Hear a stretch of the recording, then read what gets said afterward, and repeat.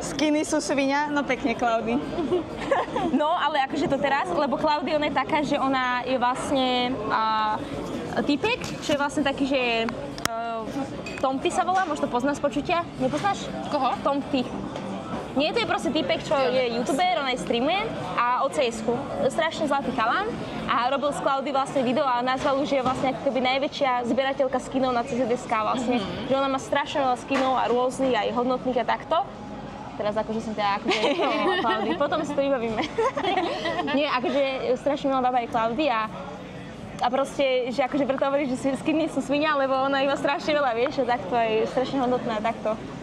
Takže to je akože veľké veci, no. Lebo nie je akože skiny ako investícia napríklad, vedia by strašne dobré. Ale potom sa nastane situácia, že zrazu si veľmi povie, že niečo zmení omylom, jak bolo s tými teraz Dopplermi.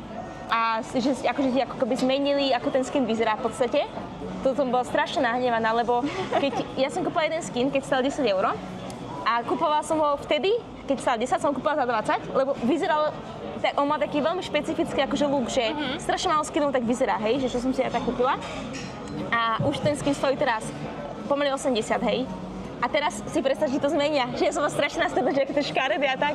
A Klaudia mala tiež to isté, že ona si kúpila proste nôž, čo proste vyzeral, ako už teraz neviem, aký bol, že či bol taký, že rúžový a tak sa mi zdá.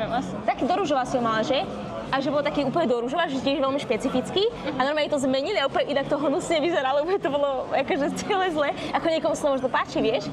Ale vieš, o to ide, že prostě, že toto se ti může stát kdykoliv, víš? Tak to je obecně jako, když to jako vezmeš, takový riziko investice, jasně, jakože tady se ti to změní, protože se ti to pak jako nelíbí, něco takového, ale to stejný jako když někam investuješ a přijdeš jako o něco. Takže zase na druhou stranu, já jsem například na tom... Nicméně, ale zrovna tohleto, jako ty skiny si podle mě vždycky najdou svýho jako kupce. Ano.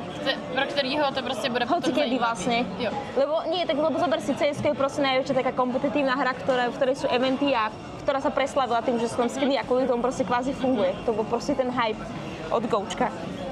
No a akože zober si, že ja napríklad som, ja neviem, do skinov som dala, ja neviem, tak 400 € možno, hej, dohromady, potom akože niečo som dostala a teraz tam mám, ja neviem, niekedy 1700, že to tak akože inkrízne hore. A to si zober, že je to proste fakt také, že keď si dobre vyberieš, lebo to sa dá proste, vieš, povyberať, tak vždycky to vyzerá aj Klaudy.